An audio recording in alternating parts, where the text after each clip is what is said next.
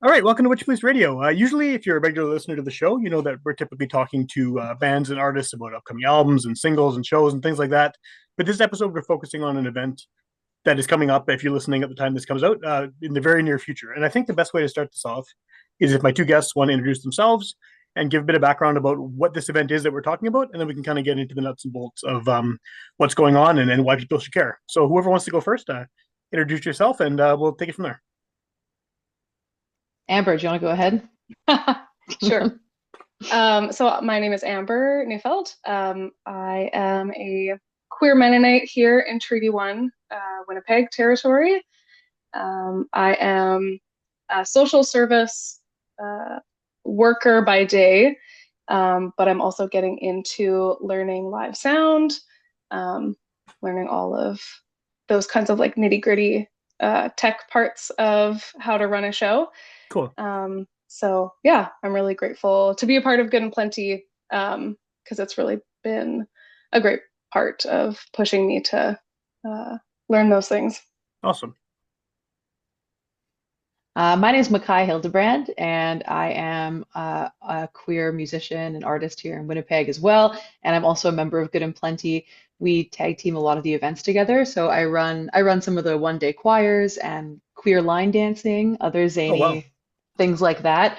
And then also help out, behind the scenes with other events going on, like the one we're going to talk about tonight. So yeah, I'm a musician here, I guess, and also a music teacher. Is I just kind of switched to being a self-employed musician, so I'm scared, but we're getting by. It's going okay so far. Right on. And I know we're here to talk about a specific event, but you both mentioned Good and Plenty. I think a lot of people in Winnipeg increasingly are becoming aware of what that is and what the organization does and all these various people who are involved. But can you give a quick sort of synopsis of what Good and Plenty is and maybe why people may have heard of it before? Yeah. So we are a provincially incorporated nonprofit here in Manitoba. We incorporated in 2022 with the sole purpose to just create more opportunities and connections and community for women, two-spirit, non-binary, and gender expansive individuals Okay. in the music scene and music production in particular, because those identities are so at the margins of music production and audio engineering.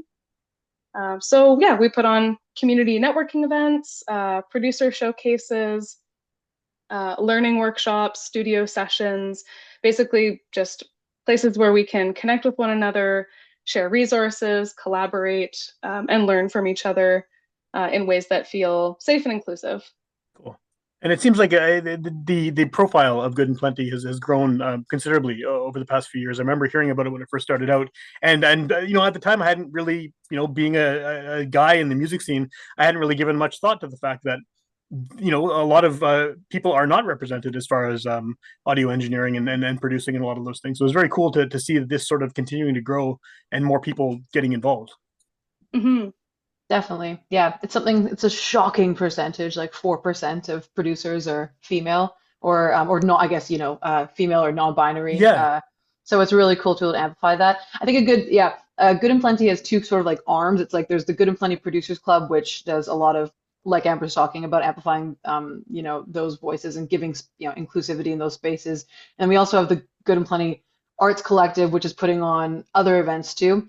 So they both put on events, but they kind of just are tailored to different sides of Good and Plenty. So Okay. whether it's like the music Cocoon we're going to talk about, or the choir, where they're like literal big events you go to, or a workshop with the producers where you kind of dive a bit deeper, maybe learn something, that kind of thing. There's sort of something for everybody, which is a really cool part of it, I think. So Yeah, yeah, definitely, definitely. And so yeah. yeah, so we're the main thing we're talking about here today is the music cocoon. And first of all, I love the name of it. It definitely is evocative, I think, of what you're trying to do with this event. But what is can you give a quick Cole's notes of what this event is? I have a lot of specific questions about it, but I really like the idea, and I think that it's probably easier for one of you to explain it rather than me trying to interpret what I think it is.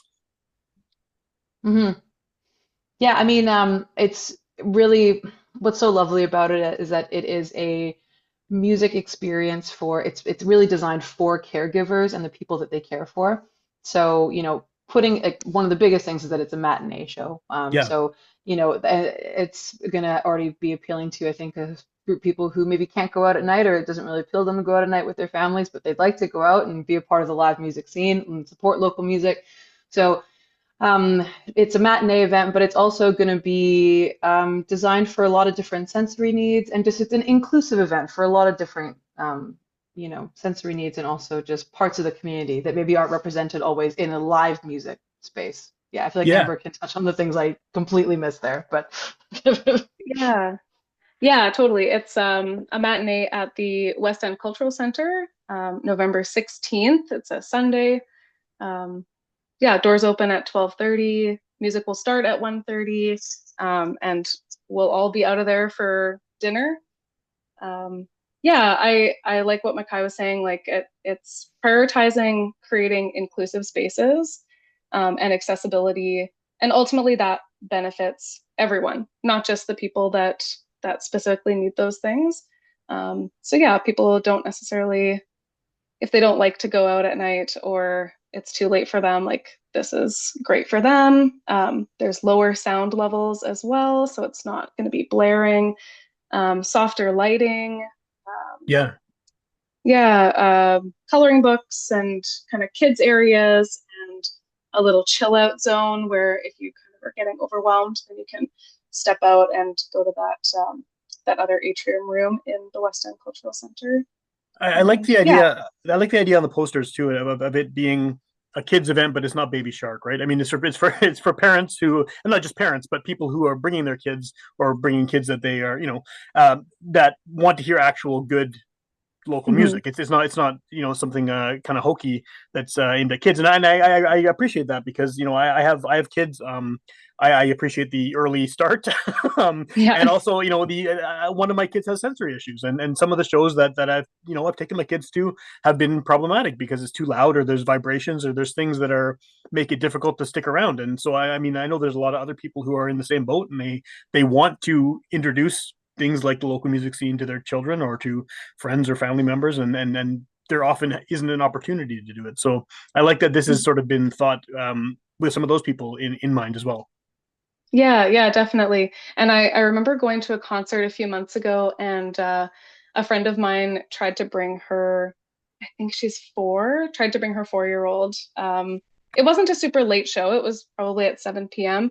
But yeah, it was just too dark, too loud. And she ended up leaving like Yeah. 5 minutes in. So it was kind of her daughter's first concert, but yeah, but they didn't really get to enjoy it. So with this opportunity, I think we're creating that need for the community. and I think also instead of, it's amazing to be able to accommodate that, but also and you be able to have that be, a thing for people, like you said, who aren't able to go out at night. But also, it is still not like you said, a super, baby music. It's still Yeah. going to Yeah. be, it's Isla Barker. Isla Barker is an amazing local artist. It's also Two Crows for Comfort. Yeah. So like, the parents can enjoy the music and be a part of that, which is really cool. And I think even, a lot of even shows that are tailored to kids and for families to come together, you don't always have the opportunity to have like an actual space you can go to leave for a bit, chill Yeah, out that's for a true. bit, right? What I love about the West End Cultural Center is that it's broken up in a way that we have all these different spaces we can utilize. And so if you want to literally stand at the front and be right there in it, of course you can, if that's how you want to enjoy it. But if you also want to be like way at the back, with like a bit of brighter lighting, sorry, bright lighting and coloring with Yeah. maybe some headphones on, that's totally cool because it's going to be set up for that, which I think is kind of nice to have all the boxes ticked for folks. Yeah, it definitely seems like it covers off a pretty wide range of people who maybe have reasons that the typical show hasn't worked for them in the past, or they're concerned that it might Yeah. not work.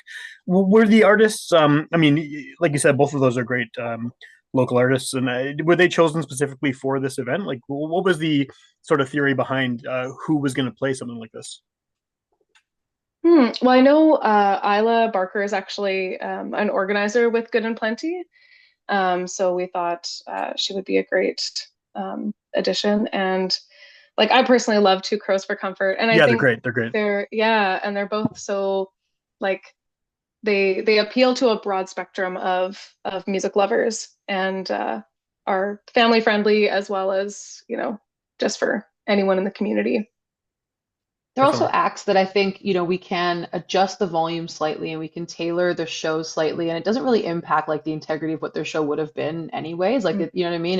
It suits their music really well, and it's a different side maybe of it, but it's going to be this very, I think, yeah, very cocoony, very sleepy approach to both of them, which is going to be really lovely. So, Yeah, it's yeah. it's a really cool idea. Is this based on anything that's been tried elsewhere? I know that a lot of organizations and events are doing, there'll be things where they'll be like an hour early at some of these markets and things like that, where people can go if they have issues with crowds and noise and things like that. But have there been shows like this that this is sort of based on, or is this a new thing? We actually had contact with an organization called Balancing Act Canada. And they're an initiative across Canada that aims to increase equality, accessibility, and opportunity for parents and caregivers who are also artists. Okay. So yeah, we have thought this would be a great idea. We have a lot of friends, including Lena Winterholt, who is kind of our founder and organizer at Good and Plenty, who now has a family.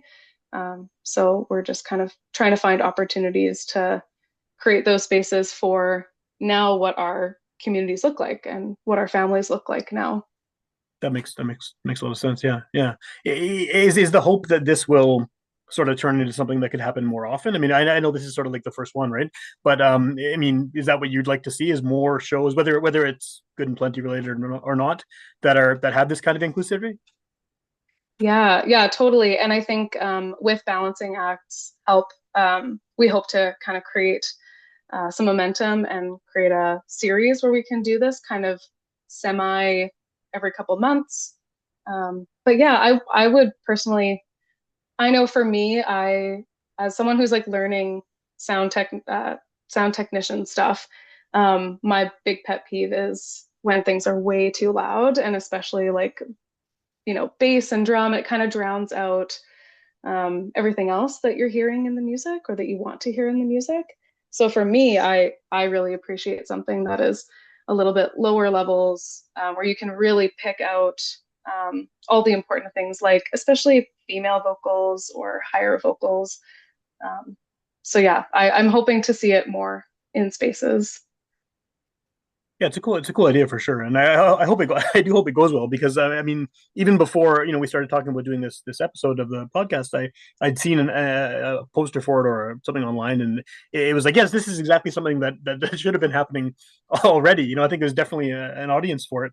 Do you have sort of a an idea of well, I guess maybe a better way of wording this is what's the response been to the idea so far? I know the show hasn't happened yet, so people's reactions, will depend on how it goes and everything. But have you had a positive reaction from people who, this is maybe targeted at, or who fit sort of the demographic that would be interested in this?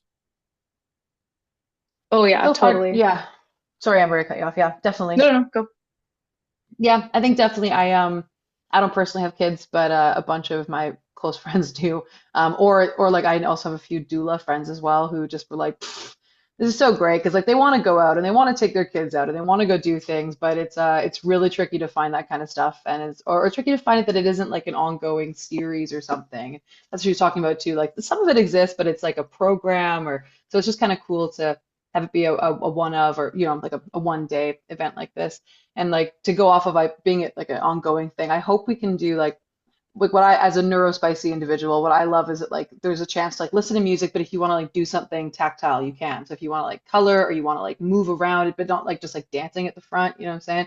Different ways to just like move your body, but feel comfortable and safe to do that. I'd Yeah, love to lean into that more too, because I think people would like to, a lot of people would love to come to concerts. I think they're literally concerned. They're like, oh, but can I stim the way that I want? Can I actually go and be myself? And I would love to be able to create more live music spaces where you can go and be exactly that. And I think people would respond to that well too, especially where they have kids or not. But especially with this one, I think people are excited to take their kids to something that has genuinely been designed. You can tell Lana has put a lot of thought into it as someone with a baby, because you can tell she's like, what would I need if I were to go to a concert right now? Pack her up. What's it going to look like? And yeah. it feels like that. It's very thought out. You can tell I didn't think of some of these details, but you can tell a mom did. So like, it's great. For sure, yeah. And I actually wish this. My kids are older now. My kids are 12 and 16, and I wish this had existed. Because I used to try to take them to shows all the time, and some shows worked, some shows didn't. And what you were just saying too about it's not just dancing at the front.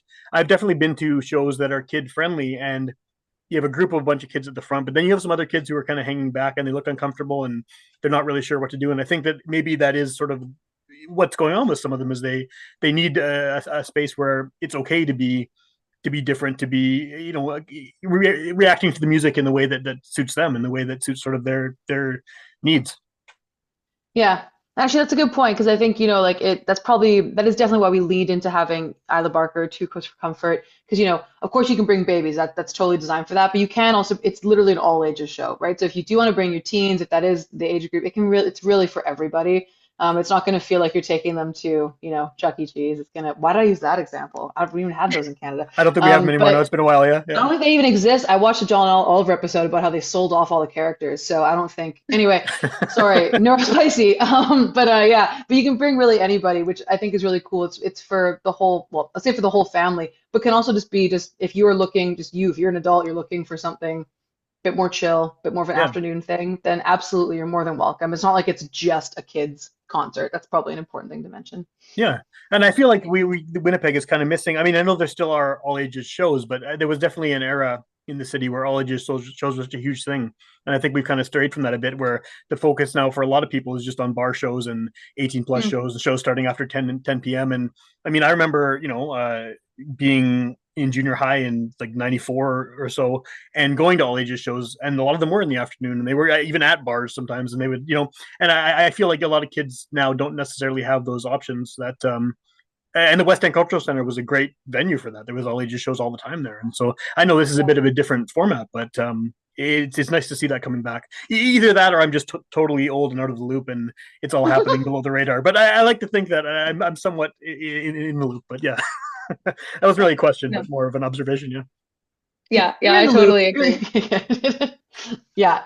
Yeah, I think definitely more all ages shows is wonderful. And I think we are seeing more of that, but I hope that events like this signal that like, yeah, there's a need for it and hopefully we'll see what the feedback is and see what people think about it. But I hope that we can actually create this space that people can really come and really feel held in it. Yeah. We're saying Yeah. cocoon, so I really hope you really feel like you can just breathe and just relax in that kind of space. Really different than going to like a crazy loud concert where you're like, where's my coat and where are the things? And it's just hopefully going to feel much more relaxed.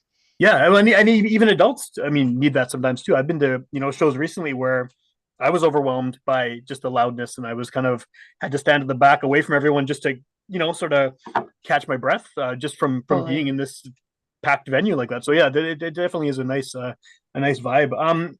If people are listening to this at the time this comes out, obviously the show is imminent. They might hear it after the fact, and maybe by then you'll have arranged more shows like this. But for those who are listening at the time, how do they find out more information about this? How do they get tickets? How do they do all of that? Yeah, you can go to our website, Good and Plenty, all spelled out. Wait, let me make sure that I have it right. And I can link to it in the show notes too, so people listening can go back and then look at the thing they just Mhm. read when they clicked on this, and then click there too. Yeah. Yeah, You're right. perfect. Yes, it's Good and Plenty, all spelled out, .org, Okay. O-R-G. And what are the details of the show again? I know you mentioned them earlier near the top of the show, but yeah, when is it happening? What's the time? All that stuff. Yeah, it's happening Sunday, November 16th, with Isla Barker and Two Crows for Comfort. Doors open at 12:30 and the show is at 1:30 at the Cool. West End Cultural Center. Actually, yeah, if you can also get, if you would rather go to the West End Cultural Center on their website, they have tickets on there too. And if you're an Mhm. Instagrammer, you can also go to just the Good and Plenty Instagram, and then it'll link it right there too. Cool. Uh, yeah, and we're gonna have posters around so you can scan it on there too, with a few other options. All the ways people find Yeah. shows now. Yeah. I know you mentioned just a few seconds ago about the Good and Plenty website. Is Good and Plenty? I mean, obviously, like I mentioned earlier too, it seems like it's getting higher profile. I certainly seeing the logo and the name out there more, which is great. But is it a group that is looking for more people to get involved? Like, are there always events like this happening, or initiatives like this that people can look into if they fit sort of the criteria of what Good and Plenty is looking to foster? Yeah. On the producer side, we have an open studio day down in the Exchange, where we're using Lana Winterholt and Cease Lopez's studio. And we're going to do kind of a gender diverse jam session with Veronica Blackhawk, Oh, who's cool. also the lead of Tinge, the band. That's a great band, yeah. So yeah, we're doing that November 30th, which is just a few Sundays after the music Cocoon. And I know Mckye's got some stuff going on the arts We're collective cooking. side. Yeah. And then on our Arts Collective side, our next choir is November 12th. It's actually our 1 year choirversary. Oh, cool. So that's awesome. So we're going to be doing Good Luck Babe by Chapel Rome. That's at the Handsome Daughter. And then way later on, we have our next queer line dancing. That's at the Handsome Daughter. That's part of their 12 Days of Christmas. That's on December 28th. But I feel ill talking about Christmas right now. So we'll pretend we didn't Yeah, hear that I part. heard Christmas carols at a store today, and I was really Yeah. uncomfortable with it. But yeah. Yeah. But But down the line, it's line coming. dancing. That sounds Yeah. fun. There we Yeah, go. Yeah. right on, right on.